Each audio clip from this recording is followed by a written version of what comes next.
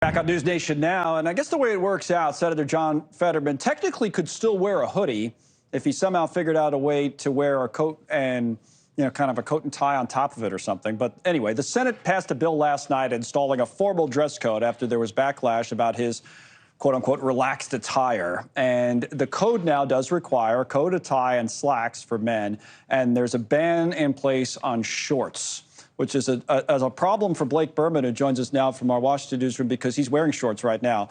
Well, you don't know this because we can only see the top, but so this is the compromise. It's just from here up, right? Right. As they say, our long national nightmare is finally over, and now we know, what you can wear to the floor of the Senate, I suppose. It's over.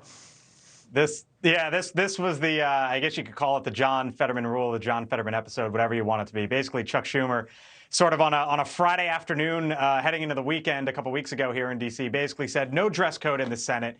And that led to, I don't know if he was expecting this, sort of the uprise, the angst, the what are you doing? Quite frankly, Connell, from both sides of his party, he's from both sides of the aisle, he has now totally backtracked on this and basically said the translation is dress up. If you want to be on the floor of the United States Senate, dress up.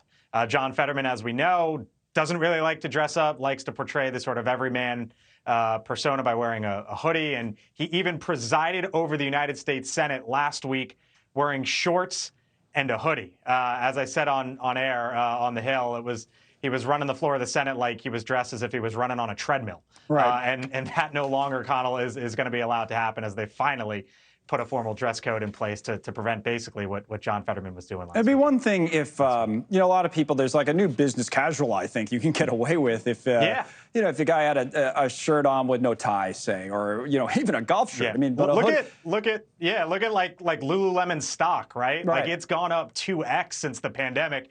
And part of the reason why is because just sort of the dressing down of the work environment. And that fits, as you know, with work from home or maybe going to the office 3 days a week or 4 days a week instead of 5 days a week. But when you're talking about one of 100, the United States Senate, as Chris Steyerwalt said on our show, no matter how you want to portray yourself or what you want to portray, at that point, you are the establishment and you are looked up to at that point.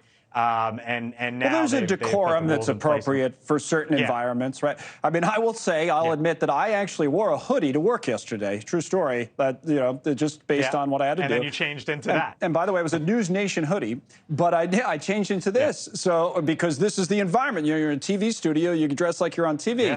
Now that said, wasn't there a controversy a few weeks ago at the White House that you couldn't wear sneakers or something? Because a lot of people wear like dress sneakers, like these handy dandy. Look at this. These beautiful. Black. Yeah. This is the style now. These are comfortable that I'm wearing. You like those, Blake? So that's the idea. That's what the kids wear, huh? Yeah, that's all the kids wear. So it's like I would be kicked out of the Oval Office if I had those on or something, right? Well, no, because Hakeem Jeffries, I believe it was, earlier this year actually wore those into the Oval Office. There was a big meeting with the Big Four, and it was like, well, wait a minute. All of a sudden now we can wear, sneakers or sort of new age dress shoes, whatever you want to call them, into the Oval. No. I mean, look, I've been in the Oval a fair amount. Here he goes, dropping names. I've been in the Oval Office. When I used to go into the Oval Office, back in the day, I would never think about wearing sneakers in the Oval, right? Like it just wouldn't cross my mind. But then again, I'm also not, leadership here in Washington, D.C. It does remind me that time I had the audience with the Pope at the Vatican, no sneakers that time. So, yeah. Thank you for watching. Go to newsnationnow.com to find News Nation on your television provider. And don't forget to click the red subscribe button below to get more of News Nation's fact-driven, unbiased coverage.